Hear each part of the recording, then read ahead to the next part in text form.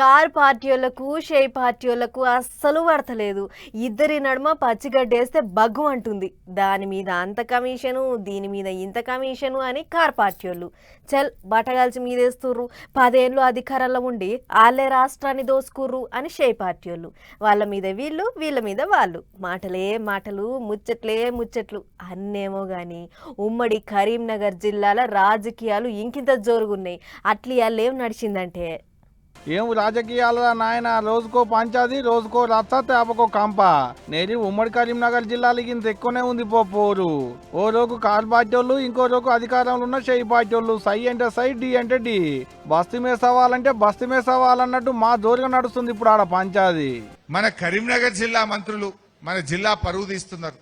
లక్ష్మణ్ గారు, పొన్నం ప్రభాకర్ గారు నాకు ఛాలెంజ్ చేసిండ్రు. అరే నువ్వు 2000 కోట్ల స్కామ్ అంటున్నావు, మేం కొన్నదే 680 కోట్లది అన్నారు. 2000 కోట్ల రూపాయలతో టెండర్లు పిలిచిన విషయం ఈ మంత్రులకు తెలియకపోతే వీళ్ళు ఏం పాలన చేస్తుండ్రో నాకు అర్థమైతలేదు.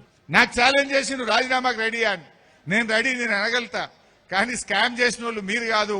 ఆ డిపార్ట్మెంట్ లో ఏమైతుందో మీకు తెలియదు. ముఖ్యమంత్రి మొత్తం టెండర్లు పిలిచి మింగుతా ఉన్నాడు. ఆ అనుముల వారి అన్నదమ్ములే మింగుతున్నారు కనుక మీకేమైతుందో మీకు తెలియదు.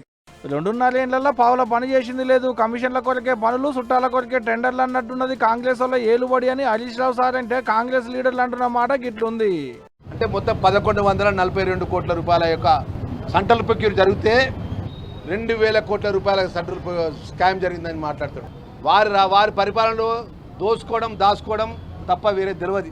అరే మీరు ఏ రోజు కూడా వెల్ఫేర్ పిల్లల భవిష్యత్తు పట్టించుకోలే, ఎస్సీ పిల్లల భవిష్యత్తు పట్టించుకోలే, బీసీ పిల్లల భవిష్యత్తు పట్టించుకోలే. మాకు తెలియదని చెప్పి మాట్లాడతా అంటే వాళ్ళ ఆలోచన విధానం ఏంటంటే ముఖ్యమంత్రిని బదనాం చేయాలి, ప్రభుత్వాన్ని బదనాం చేయాలి, మంత్రులు ఎస్సీ మంత్రులు, బీసీ మంత్రులు పరిపాలించొద్దు, వాళ్ళని తక్కువ చేసి మాట్లాడాలి. ఇది మీ ఎజెండా.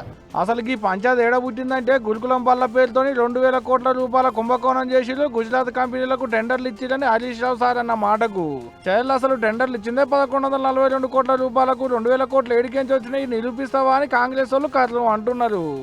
మీరు ఎక్కడైనా వెరిఫై చేసుకోవచ్చు. మా అనుమతి, మంత్రుల శాఖల అనుమతి తోటి సెంట్రల్ ప్రొక్యూర్మెంట్ నిర్ణయం తీసుకొని ముందుకు పోతే ఇలా దాని మీద ఆరోపణ చేస్తా ఉన్నాం.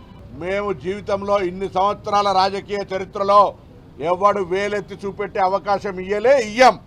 రాజకీయాలు ఉన్నంతసేపు రాజుగా ఉండాలి. రాజకీయాల నుంచి విడ్రా అయితే మన మహారాజులాగా బతకాలనుకుంటున్నాం తప్ప ఎక్కడ అటువంటి అవకాశం రానియము. మళ్ళీ చెప్తా ఉన్నాం, దయచేసి లక్ష్మణ్ కుమార్ గారు చెప్పినట్టు ఏ దానికైనా చర్చకు, ఏ దానికైనా సిద్ధం మేము మాట్లాడుతాం. మనకి లడాయి ఎంత దూరం పోతుందో ఏమవుతుందో కానీ బస్తీ మీద సవాలన్నట్టు నడుస్తుందబ్బా తెలంగాణలో కార్ పార్టీలకు, షేయ్ పార్టీలకు నడుమ కయ్యము.